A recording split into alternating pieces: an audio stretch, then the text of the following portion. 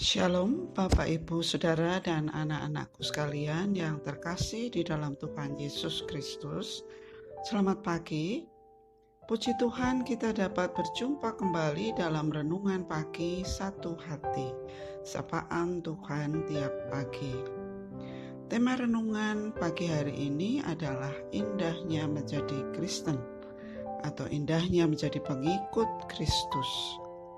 Sedangkan bacaan kita terambil dari 1 Korintus 2 ayat 12 yang akan dibacakan oleh Alea, salah satu murid sekolah minggu GKJ Condong Catur. Silakan Alea. Bacaan diambil dari 1 Korintus 2 ayat 12-13. Kita tidak menerima roh dunia, tetapi roh yang berasal dari Allah, supaya kita tahu apa yang dikaruniakan Allah kepada kita. Dan karena kami menafsirkan hal-hal rohani kepada mereka yang mempunyai roh, kami berkata-kata tentang karunia-karunia Allah dengan perkataan yang bukan diajarkan kepada kami oleh hikmat manusia, tetapi oleh roh. Bapak, Ibu, Saudara, dan anak-anak yang terkasih dalam Tuhan Yesus Kristus, segala sesuatu di dunia ini seringkali digambarkan sebagai dua hal yang berlawanan, seperti gelap dan terang, hitam dan putih, baik dan buruk, dan seterusnya dan seterusnya. Demikian pula dengan keberadaan hidup kita manusia. Ketika kita melakukan suatu aktivitas atau kegiatan, maka ada dua kemungkinan yang diakibatkan oleh aktivitas kita.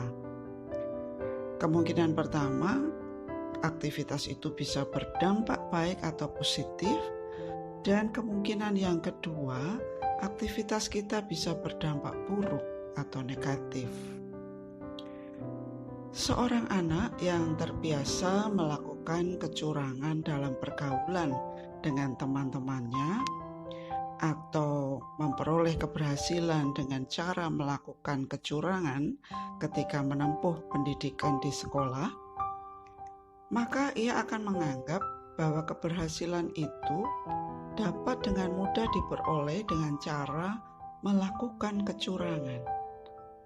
Bagi dia, kecurangan itu dianggap hal yang biasa. Kecurangan bukan hal yang tabu atau tidak boleh dilakukan. Nah, perilaku seperti ini bisa terbawa sampai ketika dia dewasa dan bekerja. Dalam dunia kerja, maka perilaku curang, tidak jujur, korupsi, dan sebagainya akan menjadi hal yang biasa baginya. Orang seperti ini biasanya bekerja semata-mata untuk mengejar kepuasan diri, mengejar kekayaan, mengejar kedudukan atau jabatan.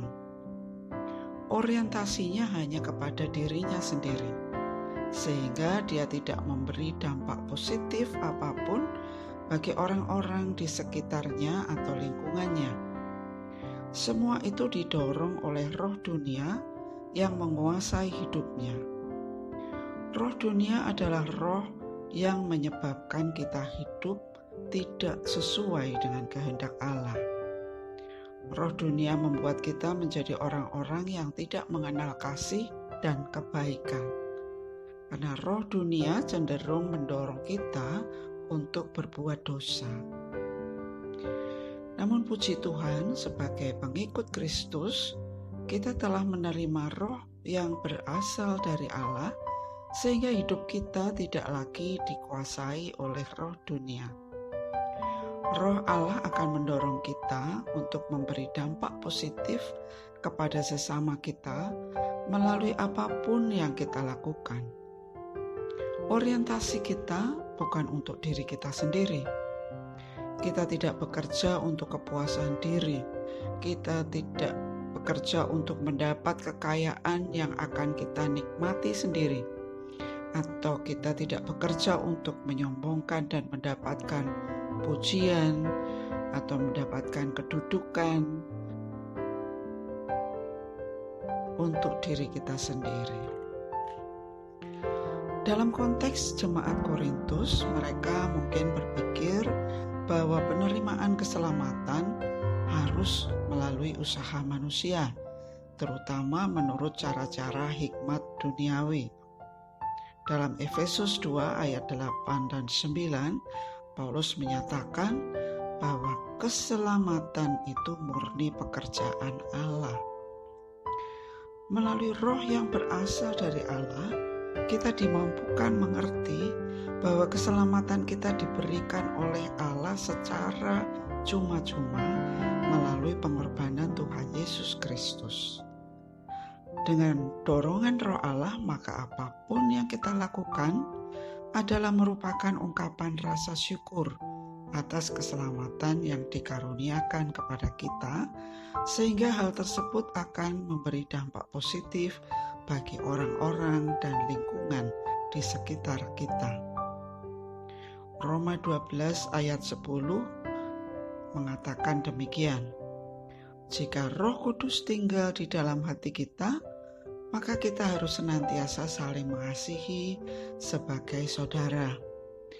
Roh Kudus memberi kemampuan supaya kita dapat mengasihi satu sama lain dan hidup dalam kasih persaudaraan yang kuat serta saling mengampuni, baik dalam keluarga, komunitas atau masyarakat, maupun gereja atau jemaat. Roh Kudus memberi kita pengetahuan secara rohani dan memberi kita pengalaman hidup beriman bersama Tuhan. Yang perlu kita lakukan adalah mendengar apa kehendak Allah dalam kehidupan kita. Mendengar kehendak Allah membutuhkan latihan atau keterampilan khusus. Salah satunya adalah dengan cara mengalahkan ego kita dan merendahkan hati kita di hadapan Tuhan. Kita tidak bisa tahu kehendak Allah kalau kita sibuk dengan diri sendiri. Kita sibuk dengan pekerjaan kita. Kita sibuk dengan segala sesuatu yang ada di sekitar kita.